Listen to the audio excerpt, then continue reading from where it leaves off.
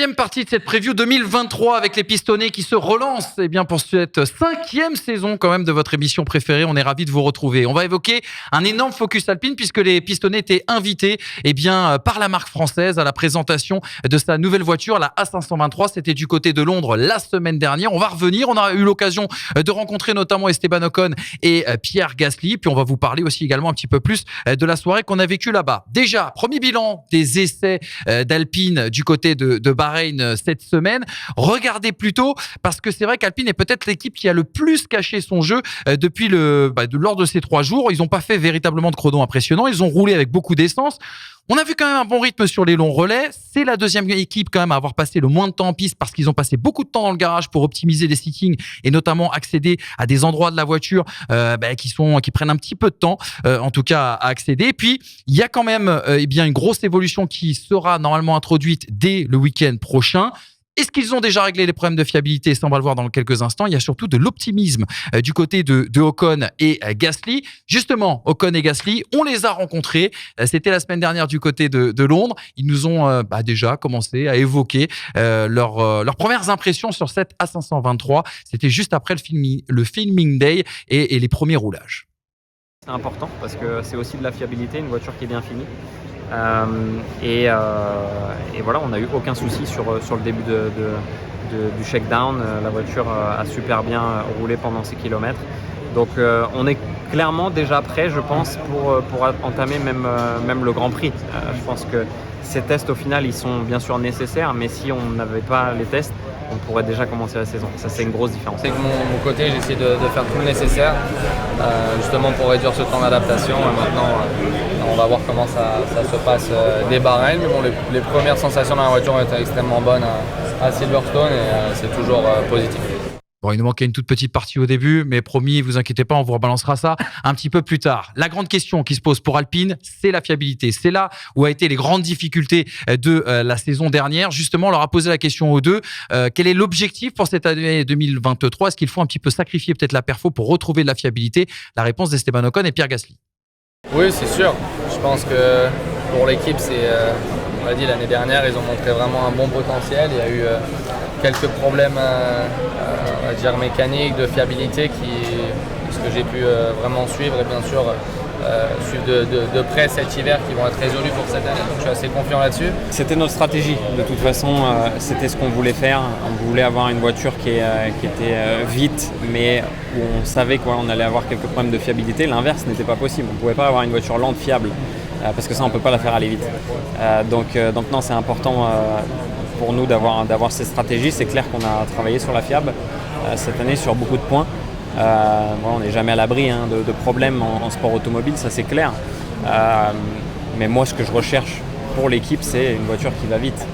Parce que c'est ce qui nous intéresse. Au final, la fiable, on peut la régler et on la réglera avec le temps. Et je sais que l'équipe fait tout pour la régler, mais l'important, c'est la performance. Après, il y a des évolutions qui arrivent en termes de performance. Donc, non, vraiment excité de voir ce qu'on va pouvoir faire avec cette voiture. Mais clairement, je pense que ce qui m'a vraiment excité et rassuré, c'est ce que j'ai pu voir de l'équipe et tout le potentiel qu'il y a en travaillant avec un constructeur. Comme Alpine, il n'y a pas de limite, tout est possible.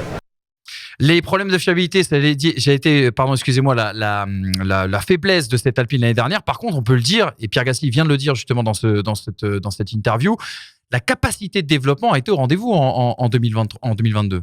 Bah oui, on a toujours critiqué le board d'Alpine pour le fait de faire des grands plans à la Jacques-Henri Hérault, justement, pour aller direction le titre, tout ça. Et force est de constater que l'année dernière, on nous a dit cette année, c'est perfo, pas fiable, vous verrez, on sera bon, mais on finira pas toutes les courses.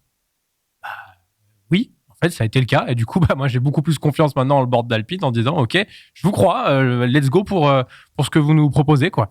Donc, oui, le plan a été respecté en 2022. En 2023, il cherche la fiabilité. Esteban Ocon, quand je lui pose la question, justement, il me répond, oui, en fait, on a énormément bossé sur la fiabilité. Et la performance est encore meilleure que celle de 2022. À un moment donné, il me dit la voiture de 2022, c'est un jouet à côté de la voiture de 2023. Donc, faut pas se fier au temps qu'on voit pour le moment sur la feuille de Bahreïn. Ils n'ont pas cherché la performance et ils l'ont dit. Ils n'ont pas cherché le chrono. Maintenant, sur la conception de cette voiture-là, il y a un truc qui m'interroge. Elle est beaucoup plus solide, beaucoup plus rigide. Ouais. On l'a vu sur les bosses de Bahreïn notamment. Hein. Oui, mais alors justement, en fait, ce qui m'a un peu, déboussolé, c'est qu'Esteban Ocon, quand il teste la voiture pour le shakedown à Silverstone, nous, on l'a juste après Silverstone. On l'a avant Bahreïn et après Silverstone. Et il nous dit, franchement, c'est un régal parce que la voiture, elle est rigide, elle est solide et vraiment, enfin, c'est un monstre, quoi. Sauf que Silverstone, c'est la piste la plus plate du plateau. Donc, à voir après sur les suspensions qu'ils vont utiliser, parce qu'en plus, ils sont passés à poussoir à l'arrière. Ils sont sur des réglages très fermes depuis le début des essais. Et j'espère qu'ils ont de la marge de manœuvre là-dessus. Mais il ne faut pas que cette rigidité et que cette solidité viennent nuire à la performance. Pour le moment, c'est des gros points d'interrogation. On sait qu'ils ont fait un gros progrès. Et que justement, leur objectif maintenant n'est pas vraiment de se concentrer sur la concurrence qui est en dessous, mais d'aller chercher le gap terrible qu'il y a entre la 4e et la 3e place. Et ça, c'est le défi de cette nouvelle Alpine, pour moi. Refaire 4e avec 150 points d'écart, pour moi, ce serait une saison échec pour Alpine. C'est l'un des premiers... Échec. Refaire 150 points d'écart, oui. Mais ils en avaient 350, je crois, la saison dernière. Ah bah, alors, j'ai dit 150 au hasard. C'est combler le trou. Excuse-moi. Ouais. 350. Est-ce qu'on les jugera, les gars? On va en parler du plafond de verre tout de suite, mais est-ce que toi, Hamza, tu les jugeras d'entrée de jeu, on va dire, sur cette question de fiabilité, sur la progression, on va dire, d'Alpine? J'ai envie de te dire que c'est l'axe majeur par rapport à la saison 2022. La saison dernière, on a vu les performances. Au championnat, je crois qu'ils terminent 13 points devant McLaren, alors que sur l'impression, j'ai l'impression que tu as deux équipes qui ne jouaient pas dans la même cour. J'ai calculé, ils perdent à peu près 100 points, la FIA. Qui ne pratiquaient même pas le même sport. Donc, moi, j'ai envie de te dire que si Alpine, avec la même performance, évidemment, tu as des évolutions, mais si en termes de... Tu as la performance et tu règles les problèmes de fiabilité, si tu rajoutes 200 points ou 150, si cette saison, ils parviennent à combler l'écart de moitié avec la 3e place, je pense que je commencerai à tomber, à plonger dans le plan sans course pour le titre, même si après, il y a encore évidemment beaucoup de paliers à franchir. Mais c'est la priorité sur cette année, bien sûr. Gillian, ce qui nous dit 342 points d'écart l'an dernier, bien sûr, aux constructeurs. Justement, ce plafond de verre, est-ce qu'ils peuvent le casser? Vous allez voir, la question est simple, c'est Brice qui la pose. Et la réponse d'Esteban Ocon, elle est plutôt naturelle et intéressante. Est-ce que tu sens que ce plafond vert qui existe entre les 3 premières écuries et le reste, il est cassable cette année? Ou nous embête, ce plafond. Il est solide, mais c'est sûr que oui, il est gros, ce trou entre la 4e et la 3e place. Et c'est pour ça que ça peut-être... on a peut-être l'impression de se dire oui, 4e, c'est la même chose en fait que c'était avant. Mais pas du tout en fait. Nous, ce qu'on vise, c'est bien sûr de finir 4e. Voilà, le gap qu'il y a entre 4e et 3e. Si on finit 4e proche de la 3e place, on aura une saison incroyable et ça aura voulu dire qu'on aura fait une progression vraiment top. Donc c'est ça qu'il faut qu'on essaie de faire sur la saison. Et si on arrive à être proche de la 3e place, ça veut dire top 5, ça veut dire possibilité de podium, ça veut dire beaucoup de choses. Donc ça peut énormément changer la donne. Ils ont des énormes ambitions en Formule 1. Ils sont là, pas là pour se satisfaire de la 4e place au championnat team. Et c'est des ambitions que je partage, bien sûr. Je suis en F1 pour être devant, pour gagner, pour être champion. Et voilà, je sais qu'il y a le potentiel pour y arriver. Je ne sais pas combien de temps ça prendra, mais en tout cas, je sais que tout le monde est motivé et va travailler dans cette direction. Est-ce que c'est pas un peu trop ambitieux, justement, de penser que Alpine peut réduire l'écart avec Mercedes, avec Ferrari, avec Red Bull? T'as pas le choix. On est qu'en début d'ère. Non, mais réduire l'écart, ça n'engage à rien. On ne demande pas de finir devant Mercedes. Maintenant, en fait, dans cette considération-là, on ne prend pas en compte les progrès des autres. Et peut-être que Alpine, parce qu'on ne va pas se mentir, sans les problèmes de fiabilité, la concurrence avec McLaren l'année dernière, elle n'existe pas, à mon sens. Ah, clairement. Elle existe sur quelques GP. Concrètement, Alpine, c'est les meilleurs des autres et point barre. Mais vraiment. Maintenant, si cette année, justement, ils ont un peu plus de regard dans le rétro, peut-être que ça les empêchera d'aller grappiller davantage dans le plafond de verre. Moi, j'y crois si la perfo de l'année dernière est au rendez-vous et que la fiabilité est là. Sincèrement, ne serait-ce que de réduire d'un tiers ou de 40% l'écart qu'il y avait avec les 3 top teams, pour moi, ce serait un gros step en avant. Mais il y a un moment donné où il va falloir espérer plus. Alpine, déjà, c'est une écurie qui est revenue en 2016 par le biais de Renault et qui aujourd'hui est la seule écurie qui est revenue dans les 10 dernières années à performer aussi bien. As est arrivé en 2016, Ils n'ont jamais réussi à s'installer dans le haut du panier. Les seuls qui ont réussi à faire ça fait 15 ans, c'est Mercedes. Et Mercedes, ils sont arrivés en disant c'est ça ou rien, sinon on se barre. Donc effectivement, c'est plus facile de performer quand tu imposes tes conditions. Pour moi, c'est sain ce qu'ils font à l'heure actuelle. Mais il va falloir composer avec des variables cette année qui ne sont pas les mêmes que l'année dernière, à savoir certainement davantage de rapprochement dans le midfield et que eux vont devoir, aller chercher et grappiller de la perf pour se rapprocher du top 3 et 2, garantir la fiable pour éviter de se faire ramarrer par des Aston Martin, peut-être des As, peut-être des Alpha, on n'en sait rien. Mais ce que je veux dire, c'est que l'absence de concurrence de l'année dernière qu'a montré McLaren, cette année, ça sera peut-être pas pareil et la concurrence sera peut-être multiple. Donc, il y a 2 défis. C'est sécuriser cette 4e place et en même temps, en la sécurisant, aller montrer que justement, la lutte à 3, c'est peut-être une lutte à 3,5, pas pour le championnat, mais au moins, en tout cas, pour qu'une lutte existe dans 1 an ou 2 pour la 3e place. Exactement. La concurrence. Oui, vas-y. Vance premier dans le chat qui disait ils n'ont pas montré grand-chose lors des essais. Ils se sont beaucoup cachés. Lors des essais, si tu prends le meilleur tour, notamment du 3e jour, alors j'imagine que ça fait partie du plan. Elle plane, même s'il n'est plus là. Alpine a appuyé lors du meilleur tour. Alpine a appuyé, enfin le pilote Alpine a appuyé sur la pédale d'accélérateur 56% du temps. D'accord. Alfa Romeo 64% du temps. Paraît-il, ils n'ont même pas utilisé le 8e rapport. Ouais. Donc, en termes de performance pure sur un tour, on ne sait pas ce qu'elle vaut, cette voiture. Ça, on aura la réponse après la Q2, après la Q3 à Bahreïn lors du premier Grand Prix. Il y a une Q3. Et Esteban, on va commencer par Q2. Et Esteban Ocon, c'est dans le premier extrait, ça a été coupé, mais Esteban Ocon dit l'avantage qu'on a cette année, c'est que la voiture, elle est prête pour le premier Grand Prix. On va aller au test parce qu'il faut faire des tests, notamment travailler sur la fiabilité, mais on est d'ores et déjà prêt sur le premier week-end. C'est peut-être un enseignement, en tout cas, à tirer aussi également de ces tests-là. On verra la semaine prochaine, on aura l'occasion, bien sûr, d'en parler. Tu parlais de la concurrence. Quelle concurrence pour Alpine? Esteban Ocon a été clair. Aston Martin, Fernando Alonso, écoutez. On peut pas savoir. On peut pas savoir jusqu'à qu'on n'ait pas fait ces tests, jusqu'à qu'on n'ait pas fait cette première course. Je pense que c'est un peu tôt pour en parler. Beaucoup de voitures ont l'air très rapides pour l'instant.